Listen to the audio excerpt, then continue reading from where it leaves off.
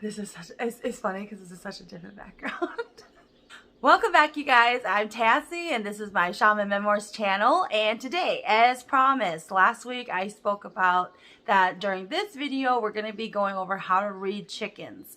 So today is a special day because my family and I, we went to Longcheng. Okay, I went in and I gagged, I ran back out. But the true MVPs of the family went inside and grabbed us chickens to do our hooply today. So I'm going to be showing a small clip of us doing the whole hooply and getting everything ready. And then I'm going to be showing you guys how to actually read chickens.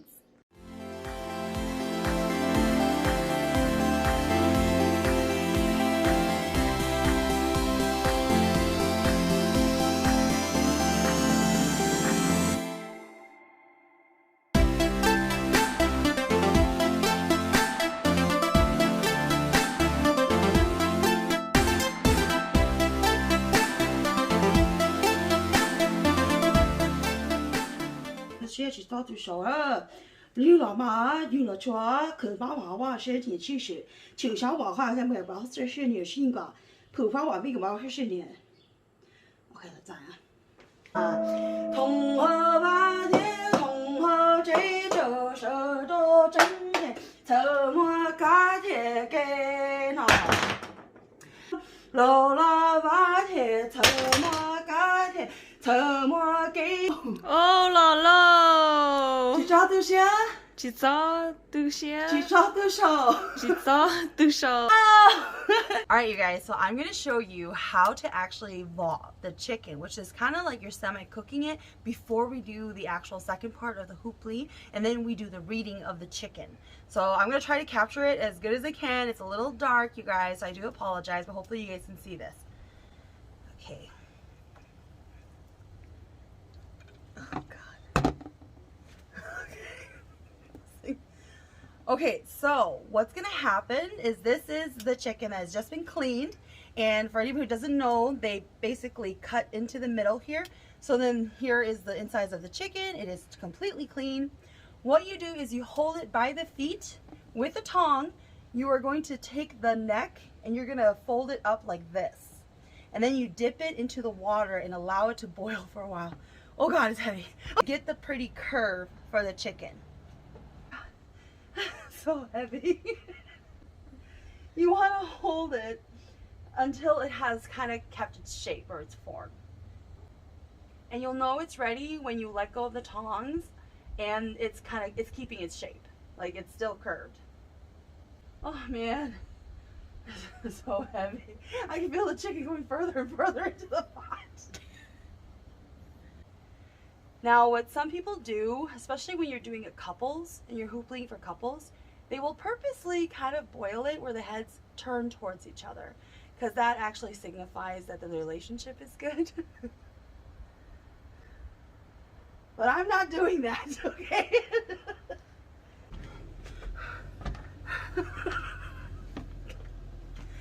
All right.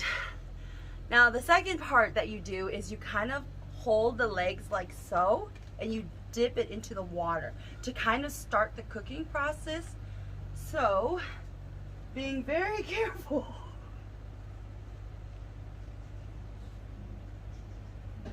Alright, so the feet has cooked a bit, and now we are going to gently reposition my hands. Oh man, I was not made for this. Okay. Now you want to carefully get this sucker into the pot. Okay. Oh my God. How are you going to fit in here? Alright.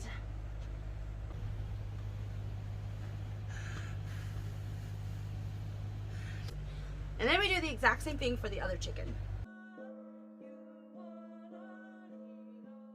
或者是去下我还是你我。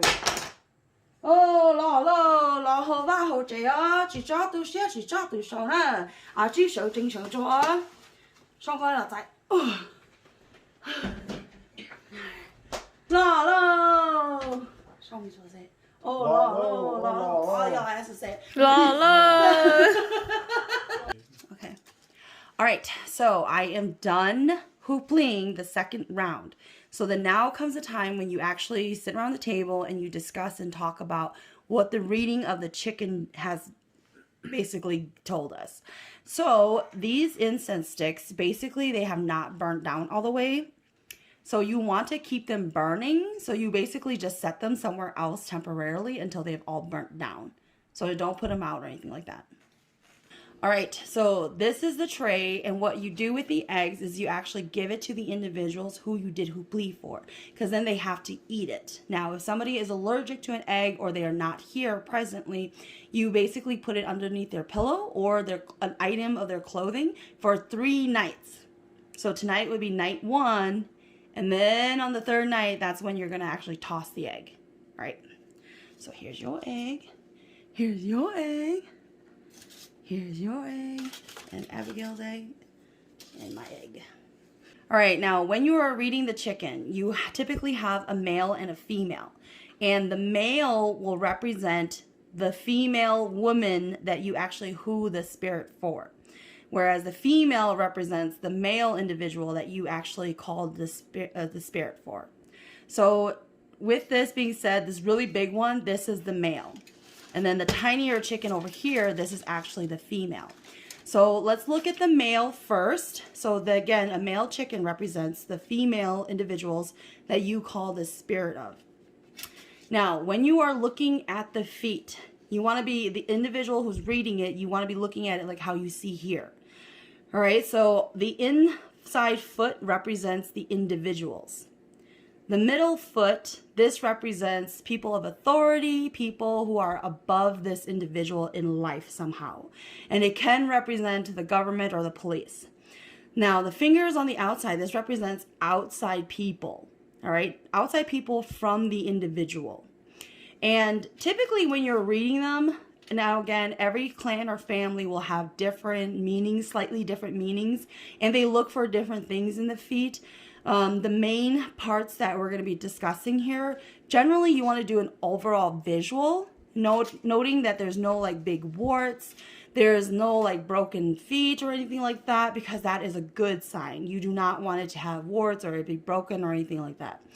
And typically you want them close together. You do not want them far apart. If the reading and the fingers are far away from one another, typically that means that there's going to be a lot of issues where you cannot foresee certain things that are about to happen to the individual because they are too far apart. They're out of the person's vision. And normally people would typically say you want to watch out for things coming in the future if that happens. Now, you do typically are looking for the feet to be close together. However, you notice how this one is leaning heavily over here onto the individual. So what this typically represents, because the feet are leaning over the individual, and if you look at it from the side, you'll notice they're higher. They are higher than the individual. All right. So when it is higher, it actually means that the individual of the person you had called a spirit for, it is something they should look out for. It means maybe a manager at work or somebody, maybe you want to be careful when you're driving so you're not speeding in case you get pulled over. Because it means that somebody is actually looking over you and they are higher than you. So this is something that you want to be careful about. You typically would prefer it, obviously, you to be higher than the individual. And because it's pressing against the fingers, they're not relaxed. Like right here, they're more relaxed, right? And this one here. So since it's so close to each other, it means it's something that's happening soon, or it's something that's pretty, like, it's good. Like they're on you already. Like they're already watching you already. Okay. So that's something you want to look out for, especially when it comes to like work and stuff. With the outsiders, so how this is kind of relaxed, but you notice how it is still higher than the individuals. It does mean that outsiders as well are looking closely at the individual. So you just want to be aware that, you know, there are outsiders. Maybe it's like snoopy people, gossipy people. They may not really be your friend, but they're really interested in your life. So if you notice on the other foot, it is similar as well. And you do read them in conjunction together. And typically, surprisingly, I've never seen 2 feet be totally opposites. So in this case, again, it's also pressing very closely to the individual. It is higher than the individual as well. And it's okay if you break the feet here. It's perfectly fine. There's nothing wrong if you do that. So it is higher than the individual as well. All right. So that's definitely a clear, pretty clear sign to just be careful in your work life and all that stuff, you guys. All right. So let's look at the feet of the female. And again, the female represents for the male individual that you call the spirit for. I can pull this sucker closer to me. These are also heavy. Okay, so in this scenario, when you are reading, knowing everything that you did for the male feet, all the same things kind of apply. Visually looking at it, all right, it looks like there's no big warts or anything like that. Typically, if you guys do see that, it's going to represent that this person probably needs a ceremony done for them, that there's something wrong with the individual. And so here, if you guys can see, so again, the outsider, government or management or anybody who's of authority higher over the individual, it is pressed against them as well, but not as closely as this one was. But on the other side, it is. So on this side, it is pressed on pretty closely as well. So you notice how the outsiders is kind of far away over here though? It probably represents that this individual, it is not allowing these people to take over or ruin their life. So I wouldn't have to worry about this individual with outsiders. All right, but as far as like authority and people over them, they could be snoopy, they could be watching them. So that is something you want to look for. But overall, the feet, they do look pretty well. They do look good. You do want them to be pretty close together and not that far apart. However, with this one being far apart, it just represents they're not that close with outsiders, which can be a good thing. All right. Now, what I'm going to do is I'm going to flip this so that way we can see from the top angle over here. It'll be easier. All right. So now we are looking at the front of the chicken. And you notice how the head, they're leaning towards each other. More so the male, not so much the female. The female is kind of on its own. It's pretty straight. It's independent, right? But with the male leaning in, it could represent that the females, remember the male represents the females you call the spirit for, really relies on this individual that you had called the spirit for. Now, with it leaning in a lot, you know, like, and since they're both not leaning in towards each other, it doesn't necessarily mean it's harmonious, that you're relying on one another and it's both of you. It means somebody is heavily relying on the other individual, and that's why it's leaning that way. Now, with the heads, you do want to look at the heads, and there are a few things you're looking for. You want to look around the eyes, okay? You want to make sure that there's no bruising. It's not red and super bloody. All right. And what you also want to do is actually rip the top part here off. And you want to look at the skull. Okay. You want the skull to be relatively clear. If you see bruising here or red, typically that represents this part here. Typically it represents that there is black magic on the individual. Something really bad was sent to the individual and they would need to have a ceremony done to fix that. All right. So let's look at the female. Looking at the eye in itself, and there may sometimes be some of the bruising around here, and that's okay. That's more so from like the cleaning and the chicken. So the eyes look good and clear. And then you want to do the same thing with the head part. You want to break it and look at the top. So the top here, it is clear as well. It is not red and it's not bruised. So they don't have like any black magic sent towards them or on them. And then the next part you want to do is open the mouth. All right, so what you do is when you open up the mouth, you're literally going to break it. Because what you want is this part, the tongue, you're going to grab it. And when you grab it, you're going to pull it out. Now, this part is going to tell you if the spirit has come or not. So what you're looking for are these squiggly lines here. All right, so you notice how it's, if I can kind of get it, it's a little squiggly, okay? So you want these to be facing you when you do this, and then you don't want it facing out this way when you do it, okay? Away from you. But you notice how it's a little squiggly. This looks really good. This is what you are looking for. And what you do is you're going to put your finger in here and you're going to basically dig your nail into it and pull it out. Because you want to get rid of this meat here so you can see the squiggly line here. And you want to pull it, because if you can see how it curves this way, you want to pull it this way. Do not pull it out the other way. So I'm going to dig my nail into it and pull it out. And what you're looking for is this little tiny squiggly piece. Turn it and see, this means that the spirit has come. It has come home. All right. Now, in the case that you've done this, and I've actually seen this before in other ceremonies, when the individual pulled it, if it's facing the other direction, it means it did not come back. All right. And most likely you need a ceremony done for this individual as well. All right. Let's do the male. So this again is for the female individuals that you call the spirit for. You're going to break it open, grab the tongue, pull this sucker out. Oh, you're going to look at these squiggly lines. It's looking good, right? And then again, it's curving down. So you want to grab it and pull it down this way. You're going to grab it here. Oh, crap. I broke it off. You want to be careful your nail doesn't break it off. My nail completely broke off the little thing. All right, so I will tell you guys this. There was a little problem when we were calling the spirits of a certain individual. So I actually know what this means. But if you guys break this off, typically it's a bad connotation because somebody who you call the spirit for is not what Hmong people will call Zoshia, which basically means they're not fully content, they're not fully happy. And that's why this would happen. So I've never done this before where it actually broke off like this. By digging your nail in and pulling it out is never broken off. However, I know for a fact with the Plig that we did today, there were some complications, you might want to say.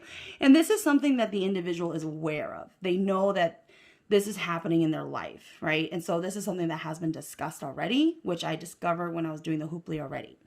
So with that being said, you know, like that's something that that individual would need to have a ceremony done for them. That's why, because a Plig is not enough for that individual. All right, now the last part that people really look for, if you kind of fold the heads in, you're looking for this part, basically the wingspan from the actual back here. You actually want them to be pretty close. You don't want them far apart. All right, so with this one here, you can see that this one here, it's not as close as this one. And even though, yes, this was a really, really fat chicken, it's not as far. So this one here is good for the individuals that you did Plig for. However, if you look at this one, okay, first off, there's a broken wing. This one was actually injured. And this part, there's a little bit of a gap, all right? So what this represents, typically when there's a bit of a gap there, this is not that bad. I have seen it before where it was really far out, okay? Typically when there is a gap though, there is something in that individual's life that needs to be fixed. And typically they would need a ceremony done for that. With this individual here, especially with having the broken wing, it actually represents something deeper spiritually with them. And it would require a ceremony for that as well. And when it broke and we were cleaning the chicken, I was really like, oh no, because I already knew it was coming. It was like a foretelling of everything. But that is pretty much a basic way of reading a chicken. And again, every clan will have kind of like their own little sayings and little things that they look for, you know. And so for myself, it's a little bit more unfair because, you know, I'm a shaman. And I easily can communicate with my spirit guides and seeing what the issue is or what it's telling me based off of reading on a chicken.